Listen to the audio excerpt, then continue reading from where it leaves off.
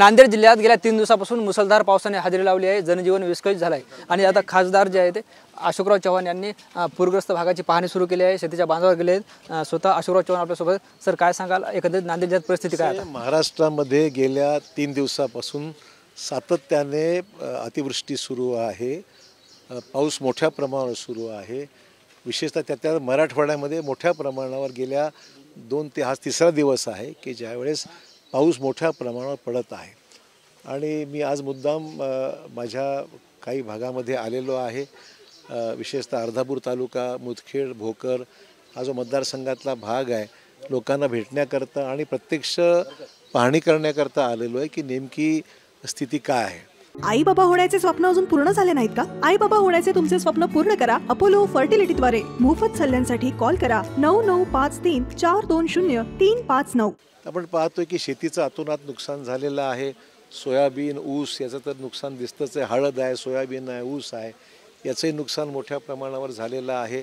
अनेक ठिकाणी पुलंही low lying असल्यामुळे त्याचा तिथे पाणी गावातून मोठ्या प्रमाणात पुलावरून पाणी चाललं आहे। रहदारी बंद झालेली आहे, हा एक भाग आहे। त्यामुळे रस्तेसुद्धा अनेक ठिकाणी खचलेत। 2-4 दिवसामध्ये पाण्याला जोर जास्त असल्यामुळे ते नुकसान झालं आहे। शेती ही जवळपास सगळीकडेच शेतीचं नुकसान मोठ्या प्रमाणावर आहे आणि त्यामुळे शेतीचे पंचनामे करण्याची प्रक्रिया लवकर व्हावी याकरता आदेश मी अधिकाऱ्यांना सोबत घेतले, तेही आहेत सोबत माझ्या। आणि माझी सूचना आहे की ड्रोननीसुद्धा फोटोग्राफी जर केली तर आजची जी गांभीर्य आहे ते कदाचित 2 ते 3 दिवसानंतर ते चित्र राहणार नाही। तर आज तातडीने म्हटलं तुम्ही ड्रोननी आज उद्या ड्रोननी, कारण पाणी जमलं आहे शेतामध्ये, हे पाणी 2 दिवसात शिल्लक राहणार नाही ते।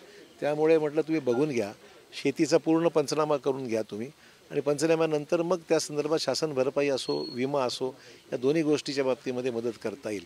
आणि बऱ्याच ठिकाणी नदी नाले यांना गाळ साठल्यामुळे ते पाणी गावात शिरते, अशी शेतीत शिरते, अशी परिस्थिती आहे। त्यामुळे नदी नाल्यातला गाळ काढणं ह्याला अग्रक्रम सरकारच्या लेवलवर द्यावा लागेल आणि हे काम सुरू झालं तर मला खात्री आहे की जे पाणी जे गावामध्ये शिरतं किंवा शेतात शिरतं ती मात्रा कमी होईल। अर्थात पाऊस किती पडतो याच्यावर बरंचसं अवलंबून राहतं, पण नॉर्मल पावसामध्ये गावात पाणी शिरणार नाही आणि गाळ काढणं महत्त्वाचं आहे। आणि म्हणून तोही कार्यक्रम हाती घेणं ही आगामी काळामध्ये एक आव्हानात्मक परिस्थिती आहे। त्यामुळे शेतीचं नुकसान, रस्त्याचं नुकसान, गाळ साठल्यामुळे होणारं नुकसान, असे 3-4 पद्धतीने या गोष्टीकडे पाहावं लागणार आहे।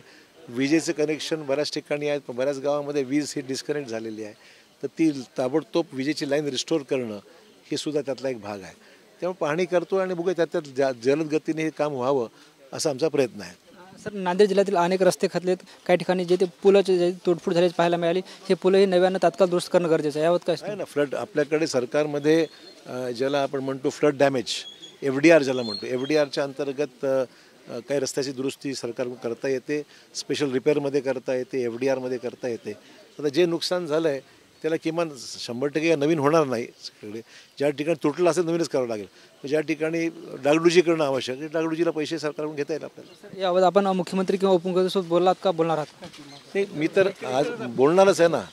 सरकारच्या स्तरावर अहवाल घेऊन मग पूर्ण अहवाल मी मुख्यमंत्र्यांशी बोलणारच आहे। निश्चित हे होते खासदार अशोक चव्हाण यांनी जे आहे ते पूरस्थितीची पाहणी केली आणि या सर्व परिस्थितीचे आहे ते ड्रोननं छायाचित्रण करण्यात यावं अशाही त्यांनी सूचना दिल्यात आणि याबाबत जे आहे ते मुख्यमंत्र्यांशी बोलणार आहे असंही त्यांनी सांगितले। कॅमेरा पर्सन गणेश मोरेसह मी ज्ञानेश्वर लोंढे, TV9 मराठी, भोगाव, नांदेड।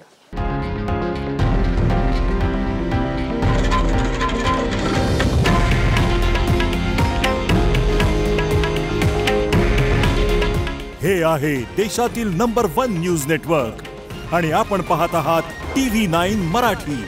काळजी तुमची, हित महाराष्ट्राचं।